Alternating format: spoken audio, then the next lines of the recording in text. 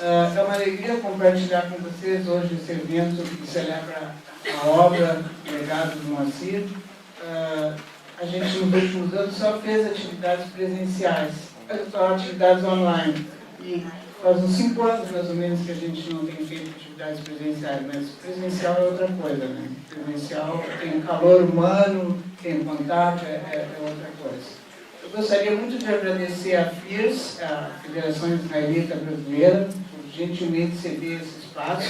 Eles sempre vêm nos apoiando e contribuindo com as atividades que a gente tem feito. Quero agradecer à LPN, que hoje aqui está representada pelo Ivan Pinheiro Machado, pelo Paulo Lima. A LPN é a editora que editou esse livro do Moacir e vários outros, e também sempre tem nos acompanhado em várias atividades. Esse livro é o segundo romance do Moacir, que foi publicado em 1973, foi traduzido para mais de 10 idiomas, e é o livro do Moacir que eu acho que marca o estilo dele, que é um misto de realismo mágico e literatura fantástica. A Regina depois vai nos falar mais sobre isso, né? Eu gostaria de apresentar a mesa, fera, né? Essa mesa aqui é fantástica hoje. Começo apresentando a Regina Wilberman, professora de literatura na Universidade Federal do Rio Grande do Sul, crítica literária, e posso dizer com toda a tranquilidade que a Regina é quem mais conhece a obra do Moacir. Ela escreveu vários prefácios de livros do Moacir, ela escreveu várias resenhas, e o Moacir sempre quando escrevia um livro, eu era a primeira leitora. Eu lia, achava em geral, gostava muito, mas sempre depende, mostra para a Regina. Eu sou suspeita, mostra para a Regina, se a Regina achar que está bom, então pode publicar. Quero apresentar também a Cíntia Moscovitz, escritora, colunista da Zero Hora. Ela conduz várias oficinas de literatura, acho que tem muitos jovens escritores que passaram por todas as oficinas, não é? A Cíntia, uma mesa redonda, falou um negócio que eu acho que é muito importante.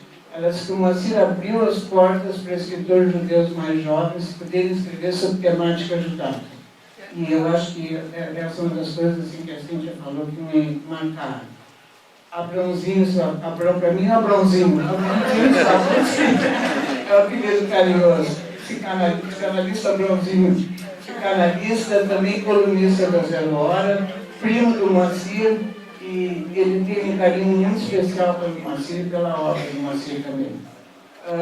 Túlio, que vem nos acompanhando em várias atividades, sempre mediando meses redondos. Túlio, quando o Moacir foi impostado na Academia Brasileira de Letras, ele teve um programa de TV Com, né, e acompanhou o dia todo, todos os passos do Moacir naquele dia. Eu tenho muito carinho pelo Túlio. Bom, Carlos Gervasi, cineasta da Brana Filmes, os vídeos que a gente vai ver hoje foram produzidos por ele. O Gervasi foi o curador da exposição que a gente fez em 2014, e ele, a Luciana, que está aqui também, Luciana Tomasi. Era uma exposição que foi feita lá no Santander, chamava O Centauro no Bonfim. Foi uma exposição que nós tivemos 120 mil visitantes, mais ou menos, no Santander. Bom, last but not least, meu querido irmão Gabriel, que tem me acompanhado ao longo de todos esses anos, a gente tem feito as atividades juntas. O Gabriel me inspira, me incentiva, ele me dá excelentes ideias. Ele mora no Rio de Janeiro, jornalista, esqueci de dizer, me dá excelentes ideias. Depois quem tem que fazer o trabalho todo aqui sou eu. Gabriel chega de ideias. Mas ele não, realmente é um irmão muito especial, por quem eu tenho muito carinho, e agradeço muito por todo esse apoio, Gabriel. Eu passo a palavra para o Gabriel agora. Eu esqueci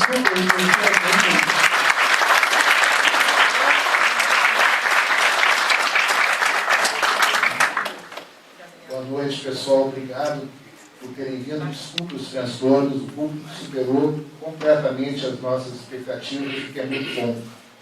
E é muito bom receber vocês aqui para celebrar a obra do Moacir.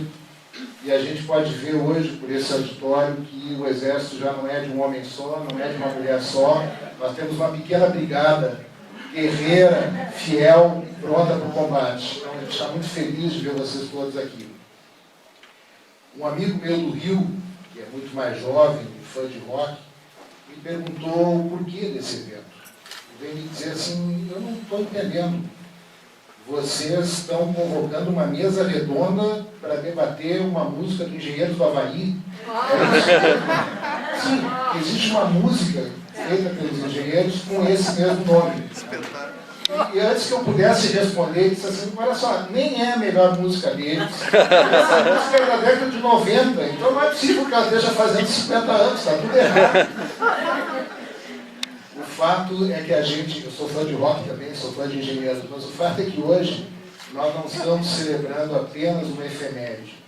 Nós estamos falando de um clássico da literatura de ficção que fascinou gerações de leitores. É um livro que permanece na memória coletiva de vários leitores, pela trama muito bem elaborada, pelas características da literatura do Moacir, que une o realismo fantástico com narrativas idas e vindas que deixam a gente atordoado. Né? E o fato é que o Exército ele é uma narrativa cinematográfica. Aliás, quase chegou a ser rodado um filme, produzido pela família Barreto, mas que não foi adiante. E faltava para a gente um registro audiovisual que a gente não tinha. A gente queria ilustrar as passagens do livro, essa saga da família Ginsburg, que veio da Rússia, e é uma saga que atravessa quase 6 décadas, de 1916 até os anos 70. E a gente vai acompanhando as desventuras do Meyer Ginsburg, o capitão Birubidzhan, que tenta fundar essa sociedade mais justa, menos desigual, livre dos males do capitalismo. E essa sociedade, ele começa a pensar nela exatamente aqui no Bonfim, onde nós estamos. E aos poucos a gente vê os sonhos e os ideais do Maia desmoronarem, um a um. Ele se torna um misto de Dom Quixote com Brancaleone. Eu tenho muito essa referência dele quando eu li o livro. E a gente vê, pouco a pouco, os companheiros abandonando essa cruzada dele. Os amigos vão saindo, ele tem um momento que ele perde a família, e ele passa a conversar com homenzinhos imaginários que aplaudem os discursos que ele faz. E quando ele vai fundar a nova Birubidzhan, os companheiros dele são 3. O companheiro porco, a companheira galinha e a companheira cabra. E esses formam o conselho de defesa que ele monta para se defender de uma eventual invasão nazista, nos anos 40.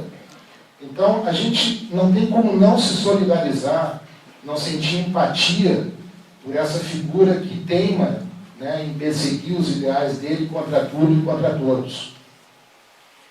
Mas a mensagem do Moacir não é uma mensagem edificante. A gente não vê no livro uma coisa do tipo, persiga os seus sonhos, que um dia você vai realizá-los. Ou então, não desista dos seus planos e projetos, porque o pote de ouro te aguarda ao final do arco-íris. Não, o Moacir não era assim. O livro ele tem um quê de sátira, mas o humor dele é recheado de melancolia, de amargura, e a gente acompanha torcendo pelo Maia, pelo Birubidzhan, mas ao mesmo tempo se sentindo pena e se solidarizando com os fracassos que ele acumula, e ele persiste no sonho. O livro tem muito, segundo o próprio Moacir falou na época, a influência do tio dele, o tio Henrique, que foi um anarquista da primeira metade do século passado, um cara que ajudou, foi um dos cofundadores aqui do Clube de Cultura de Porto Alegre, e foi na chácara desse tio Henrique que o Moacir entrou em contato pela primeira vez com Jorge Amado, Zélia Gattai, o jornalista Samuel Weiner, inclusive o Pablo Neruda passou por lá também. O Moacir teve muita influência na vida pessoal dele e do tio Henrique. Mas o livro é certamente muito inspirado no próprio idealismo do Moacir, que viveu desde cedo ideais e utopias. Né? Primeiro ele frequentou os movimentos juvenis judaicos, como a Shomer Hatzair. Ele também participou ativamente da campanha da legalidade em 61. Ele ia todos os dias ao Palácio Piratini, ouvir o Brizola discursar, pedindo a posse do João Goulart, o povo gritando ao Brizola, dê armas ao povo, dê armas ao povo. O Moacir estava ali sempre no meio. E um dos maiores ideais do Moacir, sem dúvida, né, que ali também há um quê de utopia, foi a medicina, mais especificamente a saúde pública. O Moacir acreditava numa medicina humanista, inclusiva, né, que não favorecesse uma meia dúzia de privilegiados. Ele escolheu ser sanitarista exatamente para poder retornar à sociedade muito do que ele aprendeu nas escolas públicas, né, onde ele estudou na faculdade pública, URGS, ele fez a medicina na URGS, e a medicina era uma maneira dele promover também justiça social. Então ele não optou por uma especialidade que ele fosse abrir um consultório particular, não. Ele queria se dedicar exatamente à saúde pública. E a gente acredita... e outra influência muito forte dele nesse livro, uma das paixões dele, é a psicanálise. E a psicanálise está presente num diálogo que já é surreal, do pai do Maier Ginsburg com o Dr. Freud no aeroporto, que é exatamente uma das passagens que o Gervasi vai apresentar aqui daqui a pouco. Ele busca o Freud numa escala aqui no aeroporto de Porto Alegre para convencer o Freud a analisar o filho dele, porque ele achava que o filho dele estava indo para o mau caminho. E isso rendeu um diálogo impagável entre os dois. Mas eu tenho cá para mim que a grande utopia do Moacir não estava na medicina e nem na literatura. A grande utopia dele estava na quadra de basquete. E na quadra de basquete, da mesma maneira que Dom Quixote investia contra os moinhos, o Moacir investia contra a cesta de basquete. E os dois acumularam resultados catastróficos. O Moacir, ele dizia que o basquete era uma paixão não correspondida dele. E aí também tem uma ligação com o Exército de um Homem Só. Ele escreveu isso numa crônica que eu queria compartilhar aqui com vocês. E diz o seguinte: jogo basquete há muitos anos, na Associação Cristã de Moços de Porto Alegre. Não posso dizer que tenha sido uma trajetória brilhante a minha. Para falar a verdade, até hoje nunca recebi uma proposta da NBA. Talvez seja uma espécie de boicote, não sei. Mais do que jogador, eu sou um espectador privilegiado. Posso fardar-me, posso entrar numa quadra, posso correr de um lado para o outro, mas não posso ir muito além. Cestas, para mim, são um acontecimento fortuito, com exceção de uma, a cesta de Natal. Meus companheiros sabem muito bem que o ano não pode terminar sem que eu faça ao menos uma cesta. E assim passam-me rapidamente a bola para que o ritual seja cumprido. Claro que minhas cestas são uma raridade. Tal como o cometa Halley, elas só acontecem de 76 em 76 anos. E o Moacir tem uma história que já virou lendária dele, que ele era persistente, não desistia, assim como o Birubidiano, que ele uma vez conseguiu fazer um arremesso de 3 pontos, que foi um acontecimento histórico, e no mesmo lugar onde ele conseguiu esse arremesso foi marcada uma frase lapidar dele dizendo: o homem de uma cesta só. Pessoal, muito obrigado. Eu vou deixar vocês agora mais Gervasi. Gervasi vai apresentar os vídeos e em seguida a gente abre o debate na mesa redonda. Muito obrigado.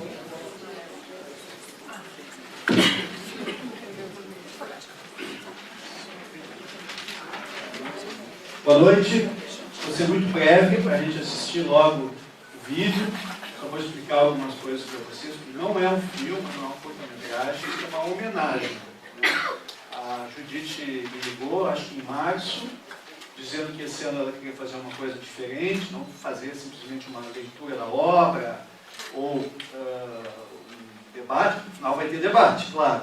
Mas ela queria alguma coisa a mais e pediu que eu pensasse em alguma coisa. Eu queria fazer um vídeo, sabe? Já temos alguma coisa, porque lá na exposição, que foi citada aqui, já havia vários quadros com personagens de obras do Moacir. Inclusive, os trechos dessas obras foram escolhidos pela curadora Regina Zilberman. Então, ela também é responsável pelos vídeos. E era, então, uma cena curta do Mário criança ainda, o Mário com sua mãe. Né? Muito curto, 3 minutos. Então eu peguei o livro, reli, aliás, recomendo muito. Não é para ler assim porque eu tenho que... Não, porque é muito divertido, eu ri bastante com a história. É muito bem contada, é leve, é bacana e tem um fundo político bacana. Né? Literatura é isso, né? A gente aprende, se diverte, enfim.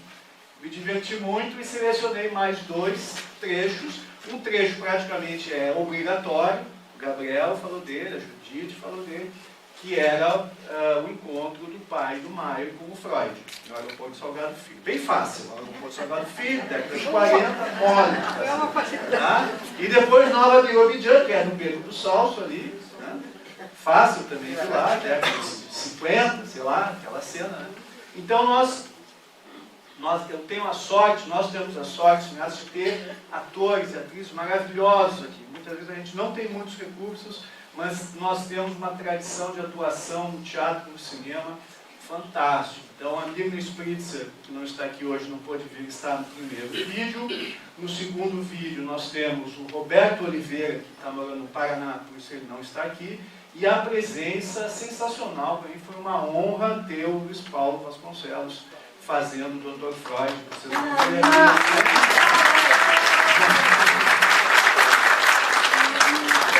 E na terceira cena nós temos o grande ator também, Sérgio Luca, cadê o Sérgio? E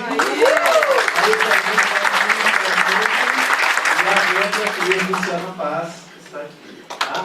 Então eles que eu selecionei os trechos, reduzi um pouquinho, mas basicamente o que vocês vão ouvir são os próprios diálogos do livro. Quando a gente faz uma adaptação, a gente pensa na nova linguagem, no novo veículo, então a gente mexe bastante. Né? Isso aqui é uma homenagem. Então, praticamente todos os diálogos que vocês vão ouvir são os diálogos que estão no livro mesmo, com pequenas modificações. Tá? Fiz uma cena do Freud que era muito maior do que aqui está. Tá?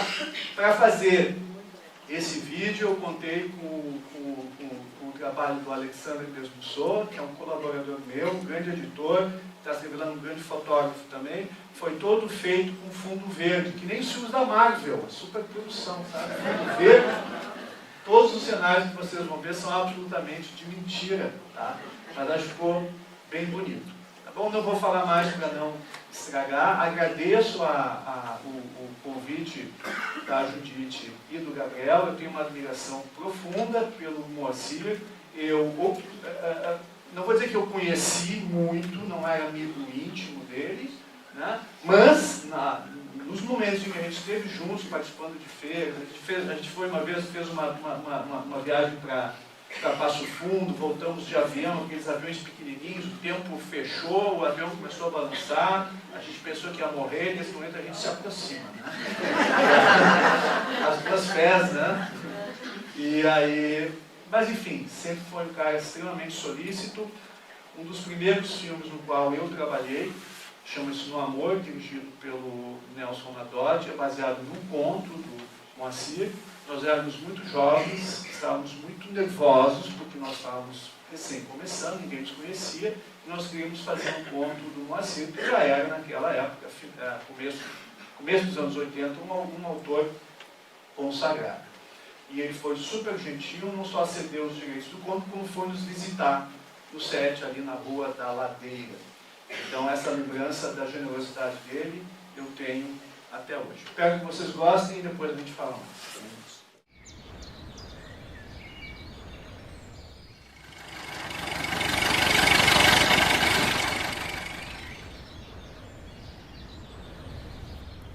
Queres bolinho? Não.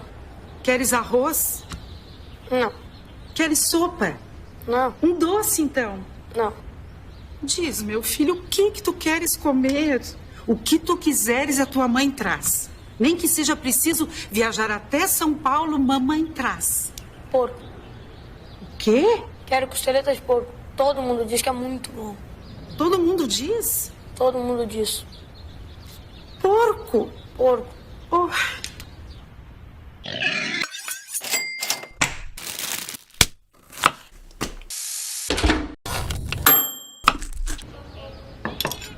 O que é isto? Costeletas de porco. Porco? Porco em minha casa? Na casa de Sir Ginsburg? Porco? Não vês que é só isso que ele quer comer? Esse guri magro, fraco, esse desgraçado. Se é isso que ele quer comer, é isso que ele comerá.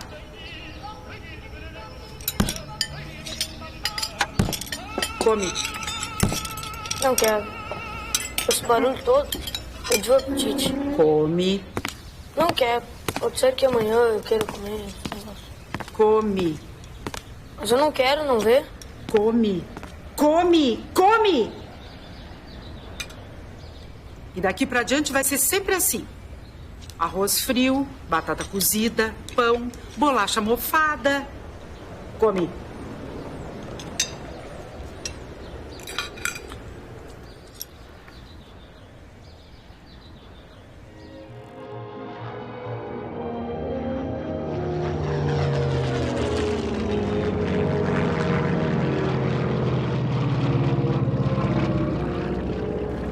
Dr. Freud, o meu nome é Ginsburg, Dr. Freud. Eu vim hoje aqui especialmente para falar com o senhor. E o senhor sabe, não é nada fácil. Natal, fim de ano, essas coisas. Eu sinto muito, senhor. Eu tenho que embarcar. Eu sei. Vai dizer que está só de passagem por Porto Alegre. Está indo para Buenos Aires. Eu sei de tudo. Eu sou um homem bem informado. Eu acompanho a sua carreira. O senhor vai longe, hein? Mas hoje vai ter que me ouvir. Mas é que o avião... Avião. O avião pode esperar. O avião não manda na gente. Os problemas é que são importantes. Dr. Freud, o senhor não imagina quanto eu esperei por essa situação agora. Quando eu soube que o senhor ia passar aqui por Porto Alegre, eu falei para minha mulher, a gente vai falar com o Dr. Freud e ele vai resolver o nosso problema. O meu filho Maier, ele não quis vir, tá certo? Não, tá certo não, tá errado, ele devia estar aqui. Aí eu falei para ela, eu explico tudo para o Dr. Freud, ele pensa e vai dar um jeito nesse problema. Ele vai usar o poder das palavras. Se for preciso, ele usa um sofá do aeroporto. Claro, Dr. Freud, se o senhor quiser, eu deito no sofá agora mesmo. Eu deito. O senhor vai me fazer perder o voo. Eu tenho um filho, Dr. Freud, o Maier. Eu vou lhe explicar num minuto, o senhor vai entender e vai me dizer o que eu tenho que fazer. Acontece que o meu filho, bom, eu queria que ele fosse rabino. O senhor sabe, Dr. Freud, não tem nenhum rabino em Porto Alegre. Rabino, uma profissão tão digna. Olha só, é como a sua. É só escutar a pessoa e dar uns conselhos. Não precisa nem de sofá. No fundo, é tudo a mesma coisa. Pois olha, Dr. Freud, o Maier é um rebelde. Não quer saber de nada com nada. Não estuda, não trabalha. Desde criança ele era assim. A mãe dele dizia, come, Maierzinho, come, meu filho. E ele não comia nem a sopa que ela fazia. E olha, Dr. Freud, cá entre nós, a sopa que ela fazia era uma maravilha. Dr. Freud, é ou não é um malvado? É ou não é um rebelde? Última chamada para o voo VRG 122 para Buenos Aires. Só me desculpa, eu tenho que ir. Dr. Freud, por favor. Ai. Dr. Freud, por favor, é só mais um minuto. O meu filho, Maier, o ano passado foi pro mato com uns amigos. Tudo coisa daquele José Goldman. Subversivo, comunista, sem vergonha. Até moças eles levaram, uma pouca vergonha. Moças judias, de boa família. O senhor não acha isso uma barbaridade? Dr. Freud, olha aqui, ó, eu vou lhe contar os sonhos dele. Ele fala dormindo, eu vou lá e anoto tudo. Acho que ele fala porque tem peso na consciência de tratar mal uns pais que só querem o bem dele. Dr. Freud, eu anoto tudo. E sabe, eu nem sabia por que eu fazia isso. Mas agora eu sei. Agora eu sei, Dr. Freud. Era um pressentimento. Um pressentimento que o senhor ia passar aqui por Porto Alegre e eu ia poder fazer essa consulta com o senhor. O senhor não vê que eu não posso lhe atender agora? Eu vou perder o meu voo. Dr. Freud, eu posso lhe pagar por essa consulta. Não, quer dizer, eu posso pagar um pouco, né? Mas também o senhor não vai me cobrar o que costuma cobrar, que deve ser uma fortuna, né? Não ia poder ficar andando de avião para lá e para cá se não ganhasse muito dinheiro. Mas olha só, essa consultinha que a gente está fazendo aqui é uma consultinha rápida, aqui no meio do aeroporto. Eu nem deitei no sofá. E depois, o senhor é judeu como eu, vai me fazer um bom desconto, não vai? Por que o senhor não procura um psiquiatra aqui em Porto Alegre? Não. Eu sei que o senhor é o melhor. E o senhor acha que eu ia querer dar pro meu filho Maier alguma coisa menos do que o melhor? Claro que não. O senhor até me ofende com essa ideia, tá bom?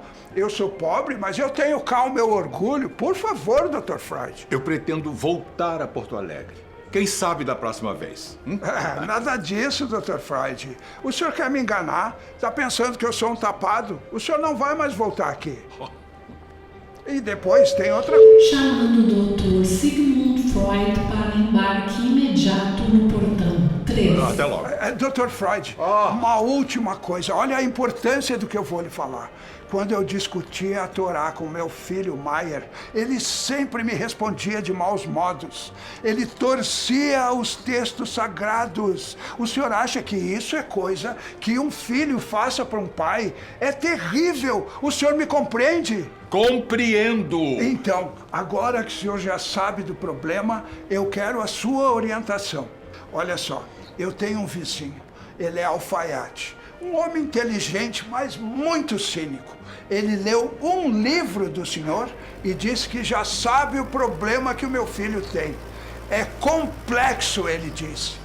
Dr. Freud, por favor, eu preciso saber, Dr. Freud. É complexo que o meu filho tem? Talvez.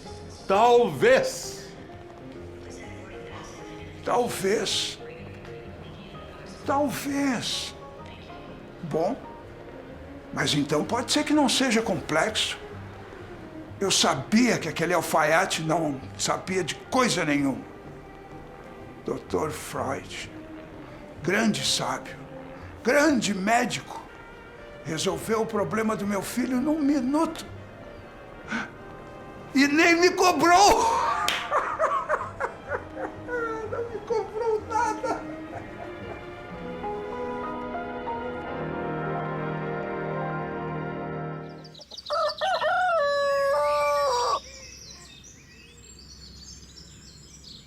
Iniciamos aqui a construção de uma nova sociedade.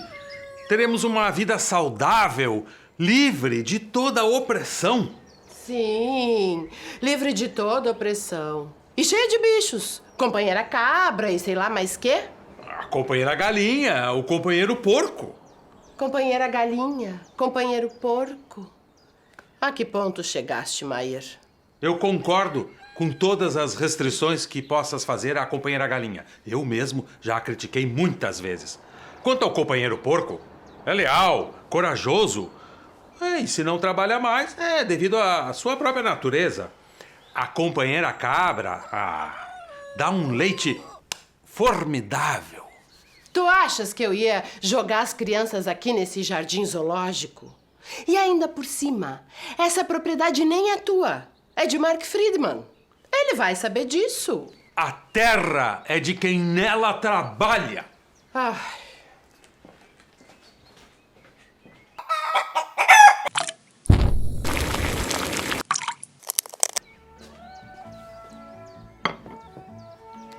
Come. Este ovo, Leia. O que tem? Eu mesmo queria prepará-lo. Foi um prêmio, não vês? Que prêmio, Maier? É um ovo como outro qualquer. Come. Não, Leia. Este foi o primeiro ovo da companheira galinha. Come, Maier. Eu não gostaria. Come. E eu tenho que ir embora. Leia. Come! Come! Come! Come!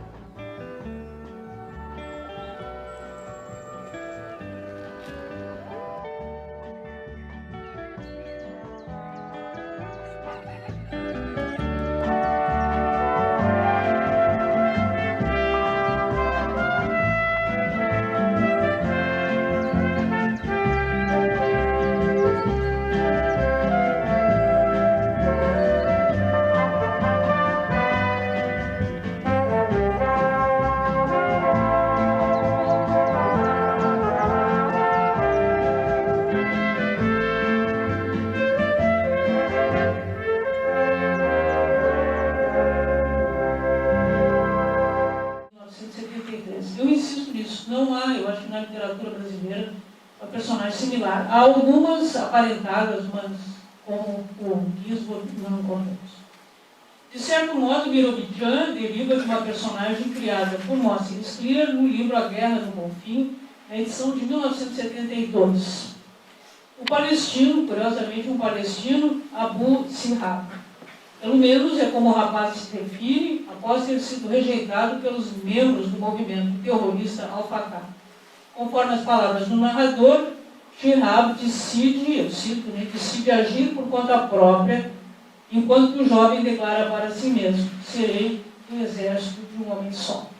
Essa personagem e esse trecho todo depois desaparecem nas edições subsequentes da Guerra do Bonfim, mas está na primeira edição e faz essa, vamos dizer assim, abre esse fio e esse romance depois desenvolve. No entanto, o romance A Guerra no Bonfim não se organiza em torno da trajetória do palestino revoltado que não encontra a solidariedade do seu grupo.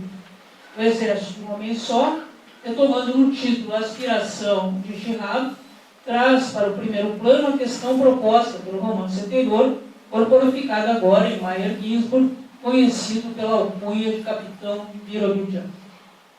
O termo designa o programa político proposto pelo governo soviético pouco depois da Revolução de 1917. A colônia, fundada em 1928, junto aos rios Bira e Bidzhan, na Sibéria, para acolher os judeus da Rússia que ali poderiam manter sua cultura, desde que adequada aos novos parâmetros ideológicos estabelecidos pelo regime comunista. Meyer Gisborne, adepto convicto dos ideais socialistas, reconhece no projeto judaico-comunista a concretização de seus sonhos. Distante, porém, de sua Rússia natal, decide reproduzi-lo nos arredores de Porto Alegre, razão por que recebe o apelido que o identifica por toda a vida. Filho de imigrantes judeus que fogem da Rússia czarista e em 1916, Meyer é, desde pequeno, o rebelde da família. Isso acho que ficou mais do que evidente nesses extratos que o Gervásio trouxe aqui para nós. Recusa o alimento materno, temos aí isso há pouco, assim como rejeita a educação religiosa que o pai quer transmitir. Não se conforma com o fato de ter abandonado a terra natal, a Rússia, às vésperas da Revolução, embora nunca cogite regressar. Prefere transferir os ideais revolucionários para a pátria onde vem a residir, vivendo para torná-los realidade. Por essa razão, empenha-se do início ao fim de corpo e alma, eu cito esse trecho que está presente sempre que se fala do livro, na construção da nova sociedade, batizada de Nova Birobidzhan, a comunidade onde poderá dar vazão aos seus princípios políticos sem ter de renunciar à etnia e à religião judaica. Dessa substância nutre-se a narrativa do exército de um homem só, cujos sucessivos episódios dão conta dos esforços e as frustrações do herói do título. A primeira tentativa de materializar Nova Birobidzhan ocorre em 1929, sequência cronológica do livro, só um ano depois de Gisborne saber da existência do plano soviético. Na companhia dos igualmente simpatizantes da esquerda, Leia, que depois vai ser sua esposa, apareceu aqui, e José Goldman, Meyer lidera o estabelecimento de uma colônia coletiva num sítio abandonado no Beco do Salso, então uma área praticamente despovoada de Porto Alegre. Cheios de esperança e vitalidade, os jovens ocupam o lugar, mas desavenças internas provocam a separação entre eles. O programa revolucionário de ação dura apenas um dia e todos retornam para suas casas. São os episódios muito hilários. A experiência frustrante, mas fundadora. Meyer passa por um ritual de iniciação que o transforma efetivamente no capitão Birobidzhan, denominação que rechaça porque é utilizado pelos outros à guisa de deboche, mas que corresponde à sua personalidade idealista e guerreira. Por sua vez, o sítio do Beco do Salso define-se como espaço sagrado onde será possível estabelecer os alicerces da sociedade idealista, razão porque voltará a ele quando estiver em jogo a solidez de seus princípios ideológicos e éticos. O fracasso inicial leva Birobidzhan ao comércio e ao casamento. A rotina, contudo, não o vence, porque suplantada pela imaginação, que eu faço buscar sempre que pode, e estimulado pelos homenzinhos, que somente sua fantasia enxerga, reinstalar a coletividade ideal. É quando ele cria, assim, no seu imaginário, esses homenzinhos que são o seu público, vamos dizer assim, são os seguidores.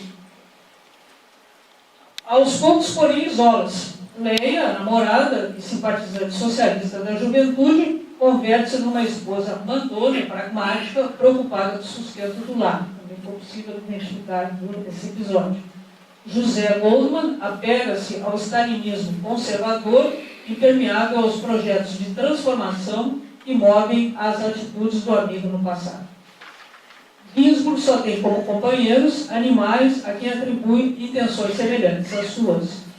Nem por isso seus ideais morrem, garantindo-lhes o sonho e a aspiração a um futuro promissor. A fantasia impele, assim, a ação de que decorre a segunda tentativa de estabelecimento de Nova Birobidjan, salvando-o da monotonia que ameaça liquidar seus valores. Em 1942, larga a família e o trabalho e retorna ao ainda abandonado sítio do Beco do Salso. Refaz a cerimônia de fundação da colônia coletiva, distribuindo tarefas entre imaginários companheiros, que são aqueles animais, né? Os animais que encontram no local, um porco, uma cabra e uma galinha, e dividindo os espaços conforme seu desenho de uma sociedade igualitária e progressista. Aqui talvez a gente pudesse, nessa edição original, tem até a imagem dos três, pelo menos dos dois animais com quem ele forma essa coletividade. E seria interessante, mas eu não fiz isso, e deixo aqui para quem achar que poderia fazer, comparar essa colônia do Beco do Salso com esses animais, com a Revolução dos Bichos do Orwell, onde também temos essas figuras, mas aqui o porco, inclusive, no livro do Orwell, corresponde ao autoritário, aqui ao companheiro, a mesma coisa a cabra e a galinha.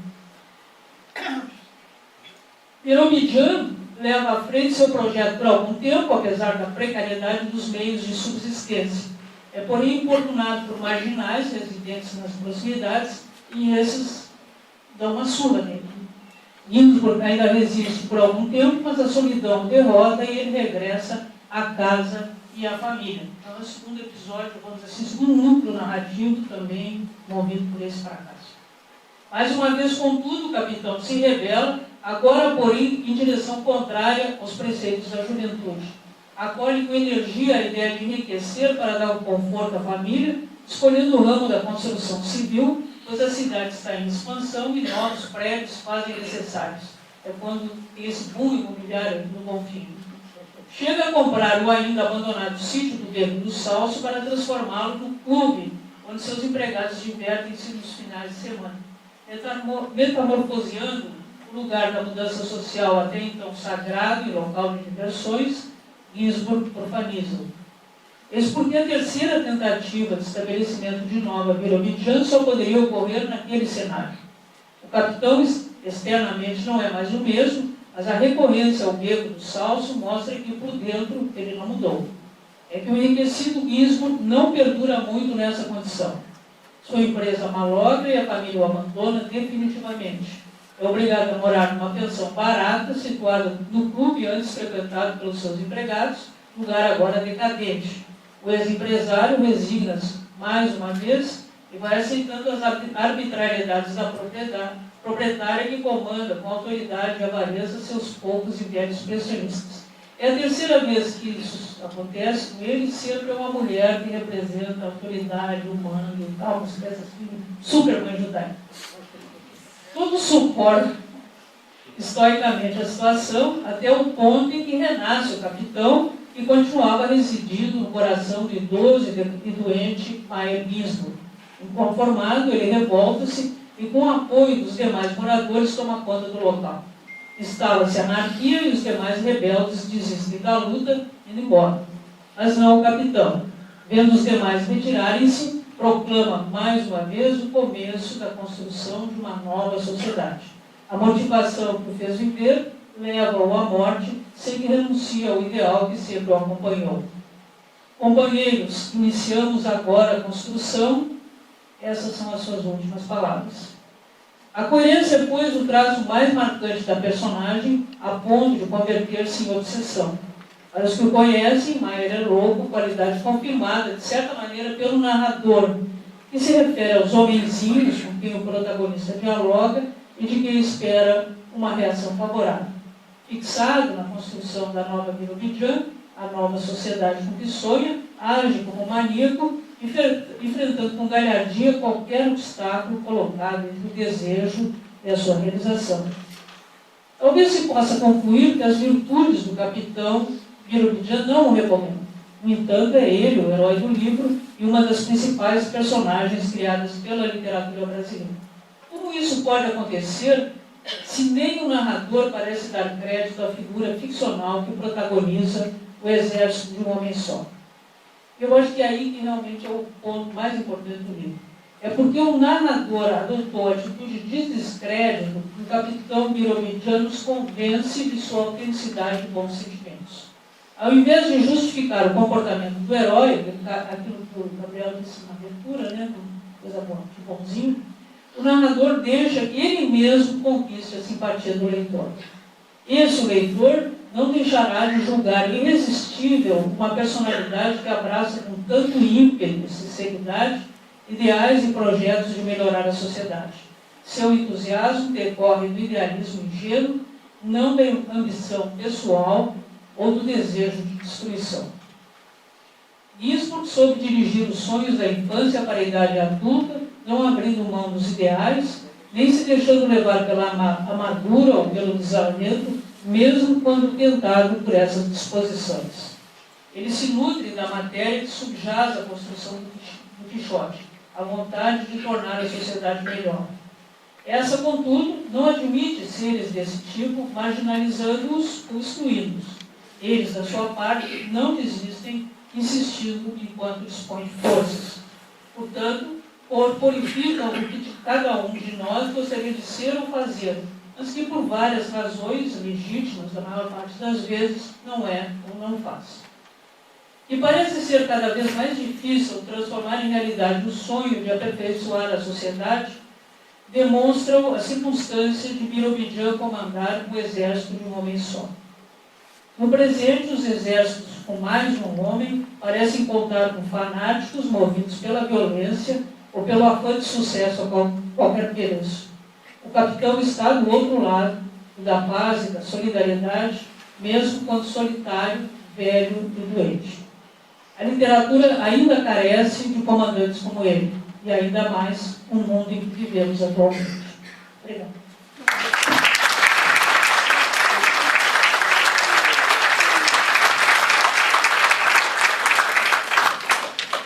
Bom, em primeiro lugar, deixa eu agradecer o convite, sempre gentil da Judite, e mais uma vez louvar esse esforço que ela faz com os irmãos de manter viva a memória do Scriabin e dessa obra monumental que ele nos levou. E eu, para variar, eu sempre brinco com a Regina, mas não é isso aqui. Se existe uma pessoa que conhece a obra do Scriabin, essa pessoa realmente é a Regina. Eu fico encantada com a capacidade de análise dela. E o que tu quer, Regina? Está dizendo que o homenageado é o Scriabin, não eu. Não, mas eu quero dizer que é uma pessoa que se dedica à obra dele e que sabe... Preciso contar para quem está lá atrás, assim, olha, diz para a Cíntia que o homenageado é o Scriabin, que eu estou viva ainda. Deu? Acabou a campanha dos dois? Ah, não vê? Acabou? Você quer falar mais alguma coisa? Quer falar alguma coisa, Bronzinho? Só tu. Mas então eu quero dizer isso, que é impressionante a capacidade de análise da Regina. E não é por nada que a Judite dizia, quando ele acabava o livro, manda o livro para a Regina. Tem que ter um leitor em que a gente confie. É isso. Foi bem, mas que coisa é. Bom, e esse livro tem O Exército de um Homem Só e A Guerra do Bom Fim. São dois livros que eu sugiro que a gente volte a ler e faça o seguinte, eu faço isso, eu tenho meus... A gente tem uma sugestiva maioria aqui de patrícios meus, e mesmo que não é patrício, mas é uma coisa que eu faço, assim, já fiz várias vezes, de pegar e dar uma lida, assim, na diagonal, e pegar a bicicleta, eu ando de bicicleta, e eu ando pelas ruas do Bonfim de bicicleta, relembrando algumas passagens do livro, uma espécie de turismo solitário e uma espécie também de turismo literário. E é uma coisa encantadora como essas duas obras do Scriabin. Depois vão ter outras obras do Scriabin, nas quais a geografia da cidade, ele desloca a geografia da cidade. Ele vai para a Zenha, ele vai para o Parthenon. Mesmo nessa, ele vai para o Beco do Sal, por exemplo, temporariamente, mas ele desloca a geografia da cidade do Bonfim. Mas, particularmente nessas duas obras, que eu tenho de memória, e para mim me impactou grandemente, porque eu li ainda adolescente, faz tempo isso, mas também eu li porque 50 anos. Essa geografia do Bonfim, que é uma espécie de geografia afetiva, me marcou muito. E não só a mim, tem várias pessoas fora do Rio Grande do Sul que referem, mas o Bonfim, aquele Bonfim do Scriabin, do Exército do Homem Só, da Guerra do Bonfim. E isso marca grandemente o nosso Bonfim, a nossa comunidade judaica aqui de Porto Alegre. Com relação ao Maier Ginsburg, a Regina falou isso, ele é um dos grandes personagens da literatura brasileira.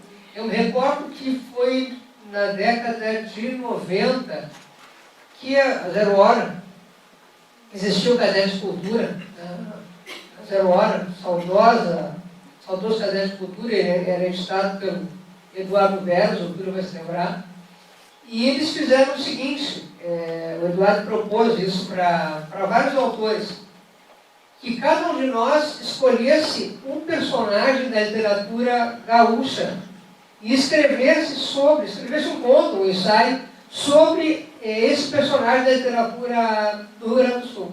Aí, claro, teve Pedro Cambará, teve Ana Terra, teve Nazir Azevedo dos Rapos.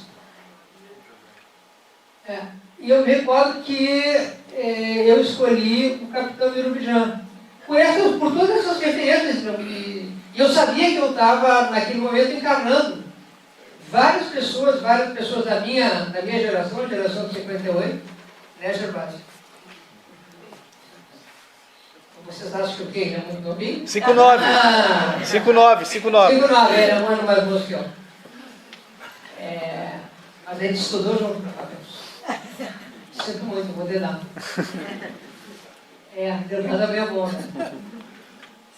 E esse encanto por esse personagem, pelo Maier Ginsburg, por essa loucura, essa absoluta obsessão, essa neurose do bem, encarnava todo esse ideal que a gente tinha, né? Aquela coisa de, se tu não é comunista aos 18, tu não é uma pessoa boa, se tu continua comunista aos 30, tu não bate bem. Mas era o que a gente era na minha época, e o Maier era aquilo, personificava muito bem aquele ideal.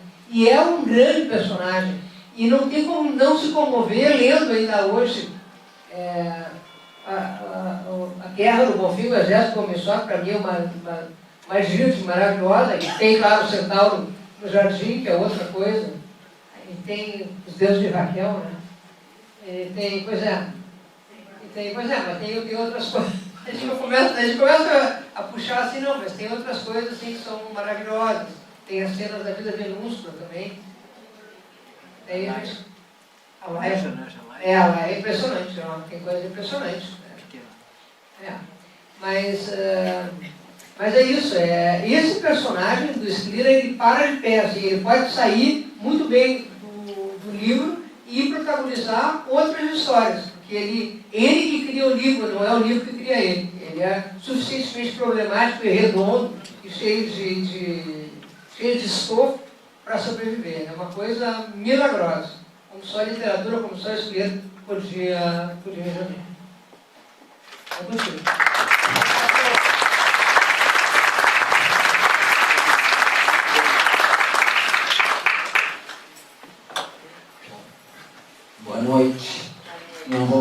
com Rabelais e Rabelino. Ah, pois é. Poderia. Bom, eu não perguntei e não entendi muito bem porque que a Judite me convidou, mas também não adiantava eu perguntar para ela, porque ela já tinha definido que eu tinha que estar aqui. E quando a Judite define, ou a gente obedece ou não. E é melhor obedecer. Ela aprendeu muito bem com a mãe dela, Zelda, que também foi uma grande liderança nossa.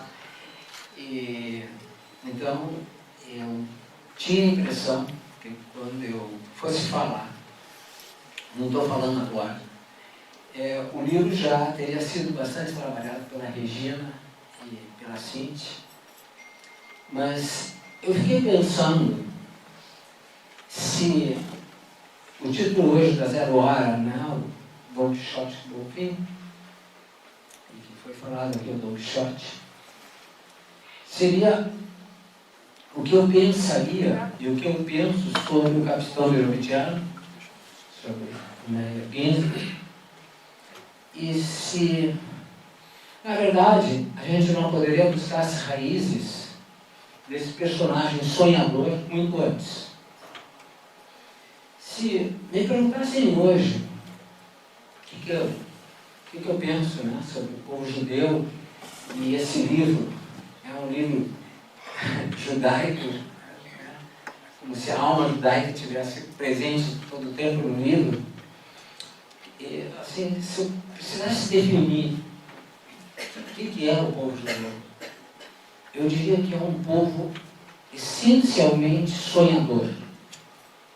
Ou seja, e sonhador de uma forma desconcertante. Se a gente pensa um pouco a história judaica, que está no Capitão Merovingiano, porque o Capitão Merovingiano, o que é? É um grande sonhador. Ele sonha, depois vem a realidade, cai o sonho, né? Vira consultor, enfim, é toda uma série de peripécias, né? De idas e voltas.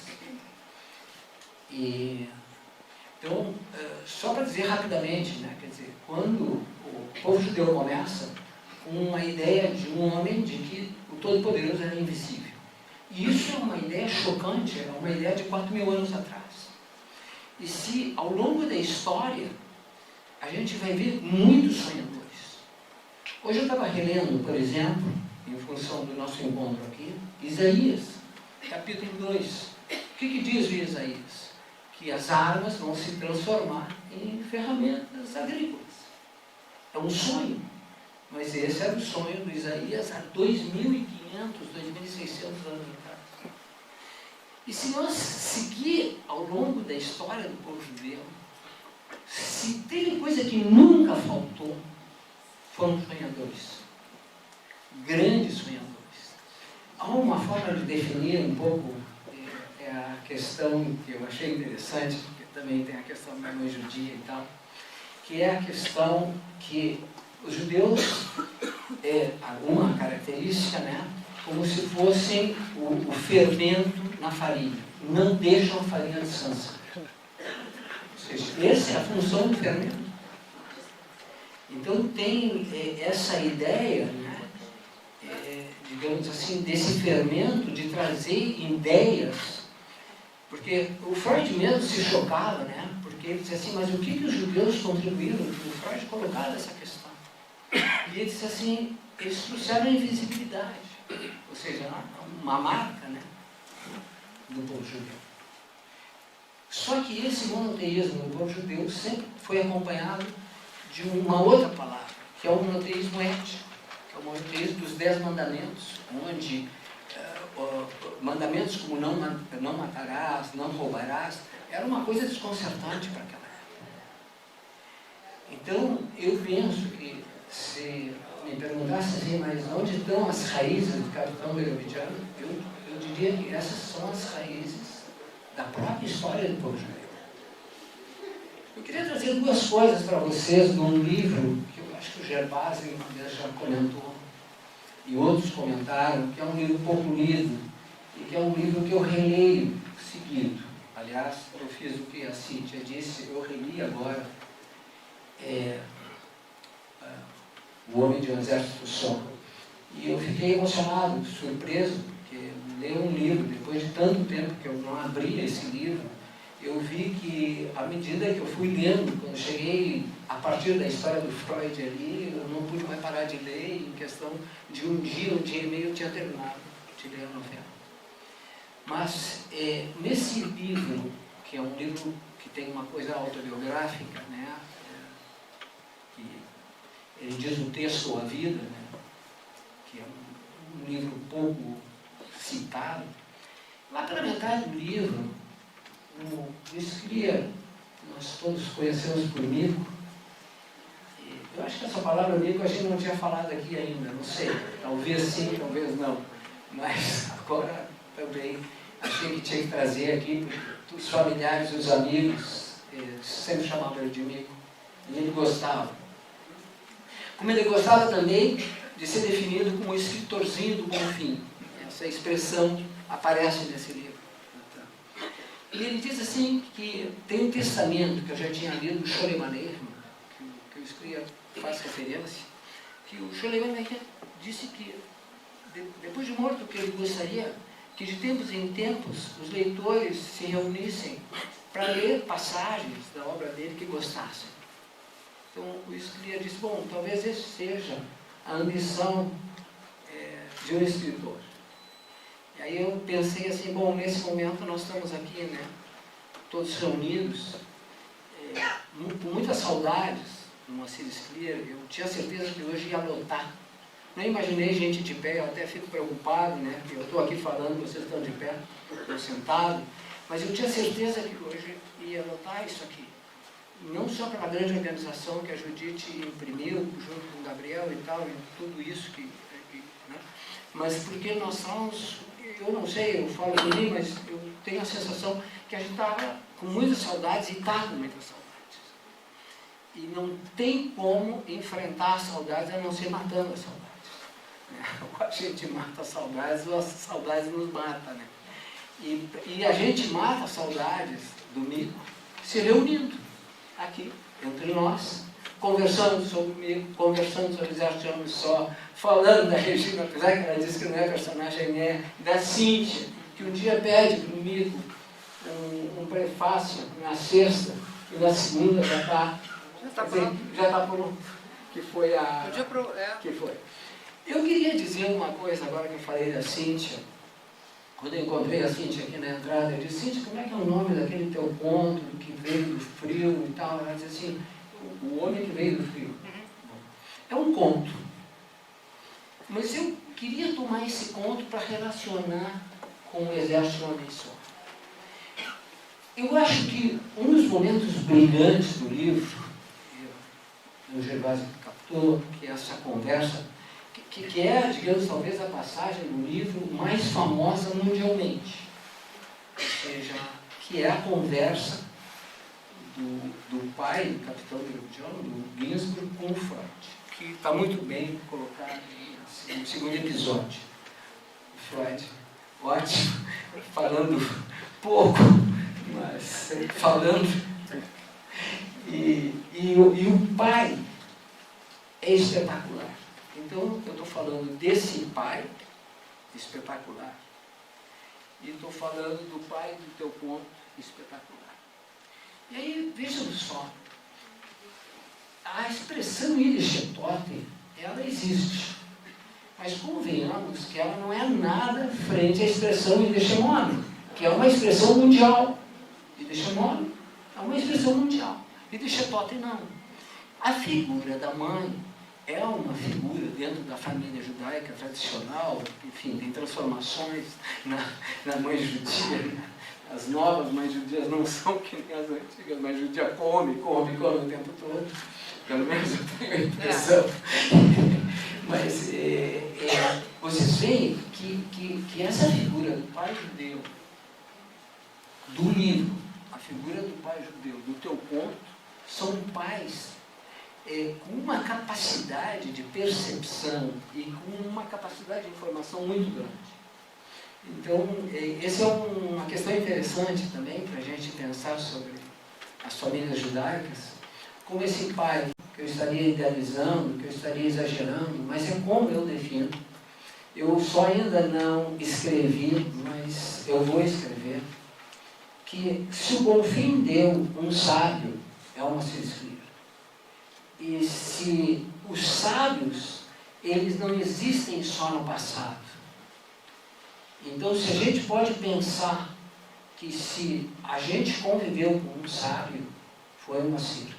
Aí você vai dizer, mas por quê? Porque ele tinha um entusiasmo pela leitura, não é só pela escrita, desde criança. Ele aprendeu muito, ele sempre queria saber, ele me encontrava, ele sempre tinha alguma pergunta interessante para fazer, ou sobre psicanálise, sobre isso, sobre aquilo.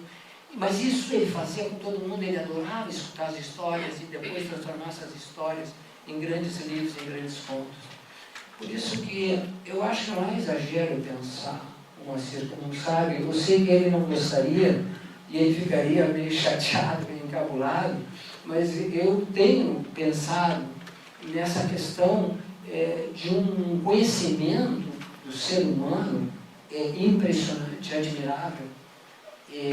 Esse entusiasmo que ele tinha pela psicanálise era uma coisa interessante, ele sempre estava me perguntando coisas de psicanálise, sempre querendo saber isso, sempre querendo saber aquilo. Eu acho que nós aqui, e com isso eu concluo, somos privilegiados, porque nós temos os livros do Moacir Scliar, nós temos as recordações do Moacir Scliar, e uma vez a Judite me disse uma coisa que eu fiquei muito impressionado. Ela disse assim, eu cuidei do Mico quando ele estava vivo e eu cuido dele depois que ele morreu. Então isso aí é uma coisa que me tocou. Eu queria dizer para todos que assistam no YouTube uma roda viva com o Moacir Scliar, que talvez tenha sido a última grande entrevista que ele deu em agosto de 2010. Eu já assisti 2 vezes toda a entrevista. No minuto 37, ele faz uma declaração de amor para a Judite sensacional, que a Judite já deve ter assistido, né, Judite? Que é muito emocionante, que ele nunca teve, digamos assim, ele nunca se abriu tanto. E ele disse, eu sei que eu vou dizer isso sobre a Judite e vou me arrepender pro resto da minha vida. Foi muito bonito, eu não vou dizer aquilo que ele disse, mas assistam esse vídeo que vale a pena, porque a gente tem a sensação, bom, que ele está falando para a gente, que ele está vivo, porque dentro da gente ele nunca vai morrer. Muito obrigado.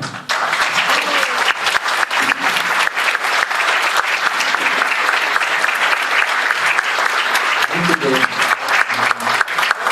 A gente não ensaiou antes, eu vou colocar a palavra à disposição de quem quiser falar, mas antes queria contar uma historinha rápida, que eu já contei outras vezes, mas estava pensando ouvindo vocês falar, que os ciclos judaicos são marcados pela repetição, né? A gente sempre começa rezando do mesmo jeito, conta e reconta as histórias, e é uma forma de a memória sobreviver e se fortalecer.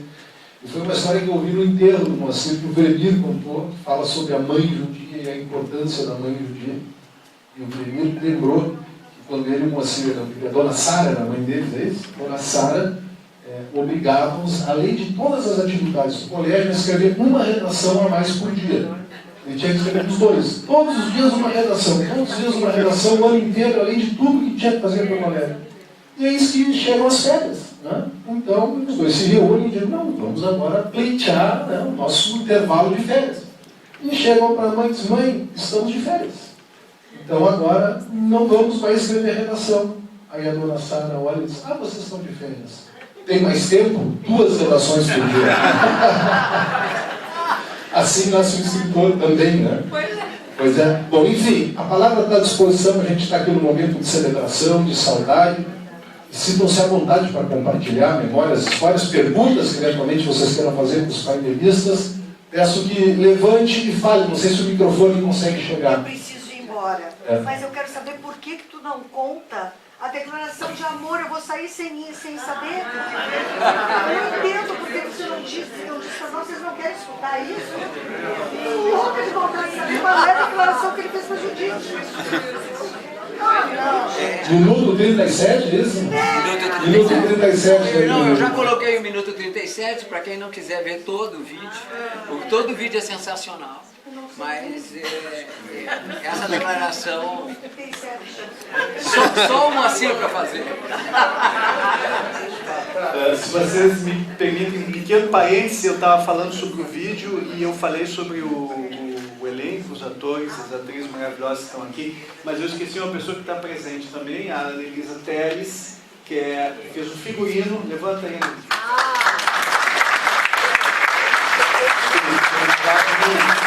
A Denise fez o figurino, a Baby Marques fez a maquiagem e o Cleverton Borges fez o som. É uma equipe muito pequena, uma diária só, e todo mundo teve que trabalhar muito concentradamente para a gente obter o resultado. Só isso. Obrigado.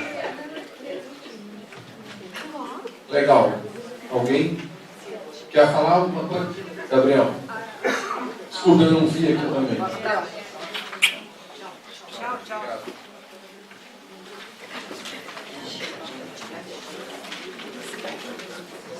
Oi, meu nome é Mária e eu queria fazer uma pergunta para a professora Judite.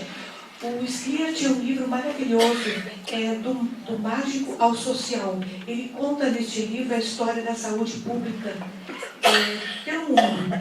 E o livro não é mais editado. O que aconteceu? É um livro muito importante, chama-se Do Mágico ao Social. E eu só tive acesso a ele, assim, fragmentos. E o Sliert, ele deu uma palestra para a Justiça Federal, onde ele falou toda a história da saúde pública. E justamente esse é o título. E o que aconteceu com esse livro? Por que não se acredita esse livro, que é tão importante, e especialmente porque nós tivemos a pandemia, né? O que aconteceu? Eu não sei. O fragmento que eu tive para ler os pedaços não tinha nem mais capa. Eu tentei comprar e está esgotado. Isso é gratuito. Tentar ser Vou acreditar, porque ele é muito importante. Obrigada. Não estou acostumado.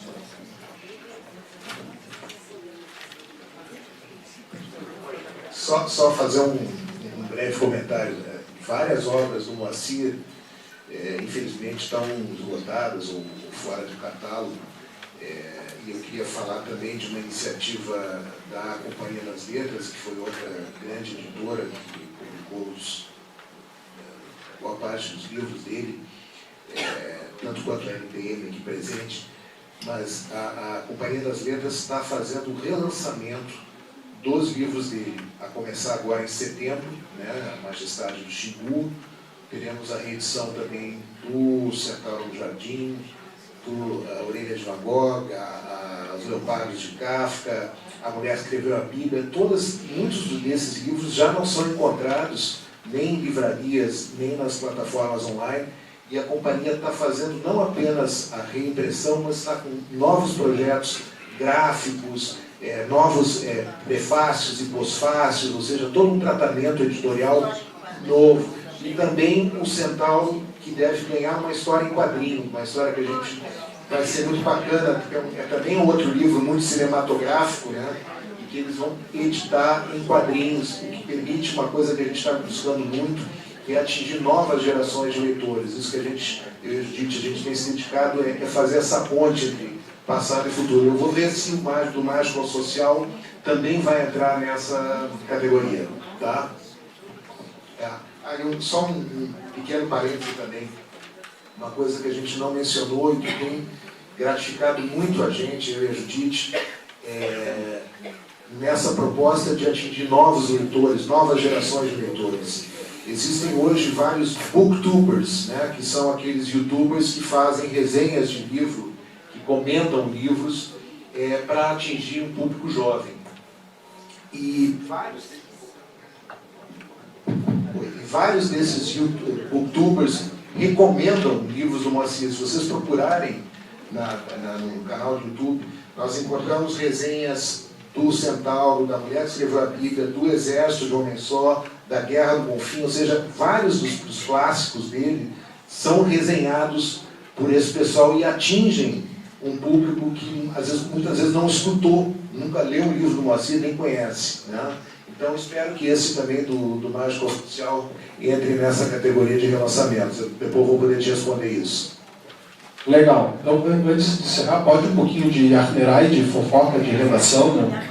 São pequenas historinhas que a gente vai lembrando. O Scliar, ele trabalhava lá na redação da Zero Hora, ele conhece uma salinha lá no fundo, que era a sala onde se faziam os editoriais e onde trabalhavam os colunistas, como o Paulo Santana. O Scliar ia para lá. Ele gostava de frequentar a redação, frequentava bastante. E tinha uma forma carinhosa de tratar o Scliar, que corresponde a algo real. O Scliar escrevia muito rápido, né? Quer dizer, acontecia um episódio, qualquer coisa que acontecia de relevância no planeta, alguém gritava, Scliar! Né? Aí se ligava para o Scliar e meia hora depois tinha um baita texto pronto. Ele realmente escrevia com muita rapidez e de uma forma brilhante. E a fofoquinha da seguinte, Paulo Santana tinha um pouquinho de ciúmes. Paulo Santana ficava assim, mas como é que pode escrever tão rápido? Acho que tinha umas diferenças clubísticas, apesar de ser torcedor do Cruzeiro, mas acho que também era do Internacional, né? E o Santana tinha um pouquinho de ciúmes da velocidade com que o Scliar escrevia. Realmente era impressionante. Bom, Gabriel quer fazer o fechamento? Aí não, uma vez, eu não lembro qual é que era o evento, daí a Laitana, ela era uma assessora, ligou, mas tem que ligar para o telefone, como é que era? 332-5423. Tinha de cabeça o telefone do Scliar. 332-5423, né? Que a gente pedia. Aí a Laitano ligou e 5 minutos depois chegou o texto é meu. Ah, mas não pode ser. Estava pronto. Aí, digo só, como é que fez? É o seguinte, sabia que vocês viram que o pedido já estava pronto. Boa, aí essa explicação da velocidade. Queria fazer um pedido especial e inesperado. Eu queria passar a palavra, eu não combinei com ele, mas eu gostaria muito de ouvir as palavras do Germano Gonod, que foi, queria pedir aqui uma salva de palmas para o Germano, que foi colega do Moacir, Secretaria de Saúde, colega do basquete também, escreveu um livro sobre o trabalho do Moacir na área médica, e uma pessoa que tem muito a falar também. Gostaria de ouvir algumas palavras do Germano, se ele concordar comigo. É difícil recusar um convite, mas eu fico pensando no pessoal que já está há algum tempo prestando atenção nessa magnífica mesa que a gente teve aqui hoje. E que, para mim, falar sobre o Scliar, eu pediria desculpa, falaria umas 4 horas aqui. Eu fui aluno dele, foi meu professor, e num primeiro momento eu conheci na beira de um leito, na enfermaria 8 da Santa Casa. Era eu e Francisco Miquelin, hoje médico em Caxias, professor e tal. E o professor que nos dava aula ali sobre aquele paciente era o Scliar, né? Meu amigo Scliar. Só que tinha um fator que complicava um pouco, e esse fator era que havia um episódio de um surto de uma doença desconhecida em Teutônia. E ele relata isso depois, na Zero Hora, sobre essa experiência de Teutônia, que foi muito marcante na vida dele, em que ele, como médico do Sanatório Partenon, na ocasião, ele recebeu alguns pacientes desse episódio de Teutônia, em que atingiu em torno de 20 pessoas, 5 faleceram, 5 morreram, e uma das pessoas atingidas era uma menina, uma senhora na ocasião, de 20 e poucos anos, esposa do professor, do diretor da faculdade, e essa senhora veio para Porto Alegre e foi internada também no sanatório, e era minha vizinha de porta. Eu acompanhava tudo e cada vez que o Scliar dava aula, eu dizia, como é que está a situação da senhora tal? E ele me transmitia isso, e eu chegava em casa, transmitia para o vizinho as palavras do Scliar. Então, para mim, foi uma amizade que começou lá atrás, já nos tempos de faculdade, e nunca terminou, porque a Judite me fez escrever essa história, o Bequeri está aqui comigo, me ajudou, e uma série de outros colegas me ajudaram. E eu conto só para vocês uma coisa, um tom irônico do Scliar. e até muito chamativa pela manchete da Zero Hora de hoje, né? Que é a questão do atendimento, agora é SAMU, na época dele era SANDU, Serviço de Assistência Médica do Ministério de Urgência, do Ministério do Trabalho, né? E ele era o cara que, estudantes, 5º para 6º ano, fazia lá o seu, como doutorando, atendimento nas casas, visitava a casa de um, casa de outro, voltava cansado para o posto, em São Leopoldo, isso, e aí eles chegam no posto e sai alguém do posto e diz assim, é para o senhor, doutor, e atender uma pessoa na beira do rio, essa pessoa morreu, mas o senhor tem que ir lá. E ele subiu para a ambulância de novo, foi ele, e mais o enfermeiro e o motorista. Chegaram lá e disse, olha, essa pessoa está morta, né? E o motorista diz assim para ele, doutor, faça alguma coisa, senão nós vamos ser linchados. E ele disse assim, parou, pensou, né? E disse assim, tá bem, então vamos lá.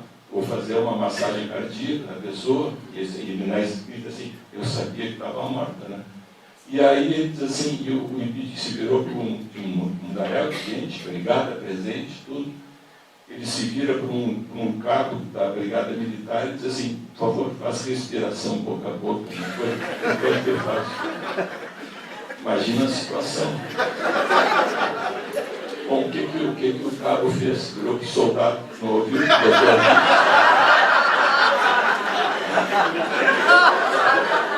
Aí o soldado se vira para ele e diz assim, posso usar um lenço? E ele usa o lenço, ele usa o pistolado, e o Speer termina dizendo assim, o morto não ia reclamar. Pessoal, muito obrigado.